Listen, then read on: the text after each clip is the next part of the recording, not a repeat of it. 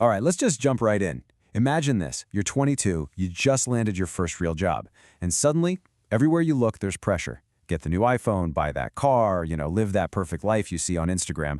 But what if I told you about a simple little experiment that could completely change your financial life? So here's the crazy question. What if you just invested for 5 years? That's it, from age 22 to 27, and then just stopped, like completely. No more saving, no more investing. Could that little burst of effort, all on its own, turn into 2 crore rupees by the time you're 42? I mean, it sounds totally made up, doesn't it? Just look at that number for a second. 2 crore rupees. We're not talking about some crazy stock trading scheme or a startup you have to build from scratch. We're talking about a short period of saving, followed by, well, doing nothing. Honestly, I didn't believe it myself until I really looked at the math. But let's get real for a minute. When you're just starting your career, it feels impossible. You've got this massive fear of missing out. That's FOMO, right? Your friends are talking about some hot new crypto or a stock that's about to pop. It is so tempting to just jump in, chase those tips, and maybe throw some money in when you have extra cash. It's just chaotic. And honestly, it almost never works out. So what's the way out of all that noise and chaos? Well, let's actually break down this experiment. Let's see how a super simple, maybe even kind of boring plan can completely blow all that other stuff out of the water. The plan itself is ridiculously simple. Okay, step 1. You invest 5 lakh rupees a year for just 5 years. That's all. Your total contribution out of your own pocket is only 25 lakh rupees. Then, and this is the important part, at age 27, you stop. Cold turkey. And for the next 15 years, you do the absolute hardest thing in investing, nothing. Okay, now for this to work, we're counting on one thing. We're assuming a 12% annual return on our money. And look, this isn't some crazy pulled out of a hat number. It's actually the kind of long-term average return that a solid, decent mutual fund is given historically. We're not trying to win the lottery here. And this table, this is where the magic really happens. Check it out. By the time you're 27, after you've made your last investment, that 25 lakhs you put in has already grown to around 33 lakh rupees. Nice. But here's the mind-blowing part. You walk away for 15 years. You don't put in one more rupee. And that 33 lakhs, all by itself, balloons to over 1.8 crore rupees.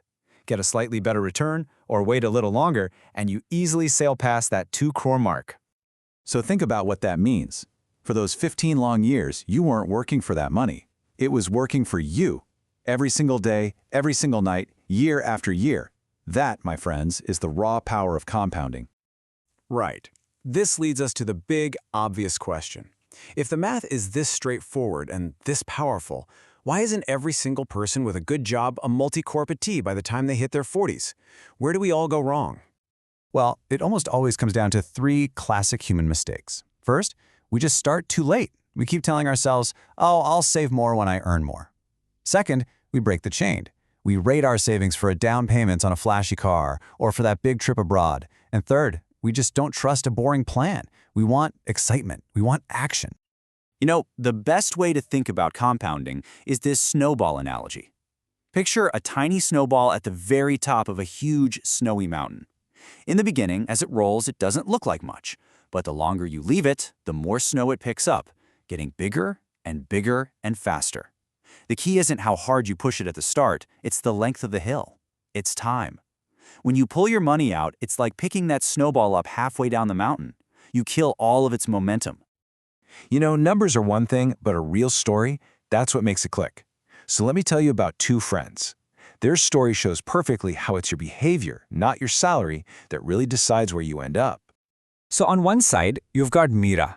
She was super consistent, saved for just 6 years, and then life got in the way and she kind of just forgot about her investments. Then you have Raj.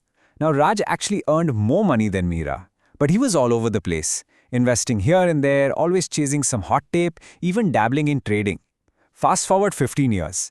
Meera's forgotten money, it grew to 1.6 crore rupees. Raj, with all his frantic effort and bigger paycheck, ended up with barely 60 lakhs. It's an incredible difference, right?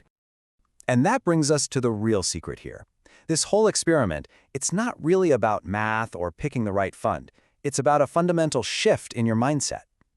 In a world that is constantly screaming at you to do more, hustle harder, the most valuable and maybe the hardest skill in long-term investing is actually learning how to do nothing. It's about having the guts and the patience to just step back and let time do all the heavy lifting for you. You put in the work up front, and then you get out of the way. And if you remember just one thing from all of this, let it be this quote. Compounding does not care how smart you are. It doesn't care about your IQ or your fancy degree. It doesn't reward cleverness or constant activity. It rewards one thing and one thing only: patience. So, let's bring this home. Let's talk about you, right now, at the very beginning of your career. What does all this mean for your first 5 years in the workforce? Here's a simple mantra to just burn into your brain. 5 years of effort, 15 years of silence. That's it. Don't stress about finding the absolute perfect stock or the perfect mutual fund. Just starting the habit and sticking to it for those first 5 years is 90% of the battle. Because here's the thing, right now, your biggest financial asset isn't your paycheck. It's your age. It's the decades you have ahead of you. That's your superpower. So the final question is pretty simple.